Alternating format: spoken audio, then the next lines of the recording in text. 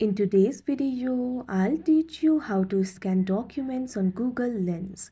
If you want to scan the documents on Google Lens, you must have the Google Lens application. If you do not have that application, you can download it from Play Store and App Store.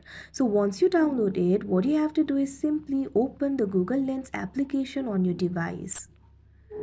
You can see over here Google Lens application has been opened. Now from here you'll easily be able to scan the documents. Simply place the document in front of your camera. If you tap on it, you'll be able to see various options over here.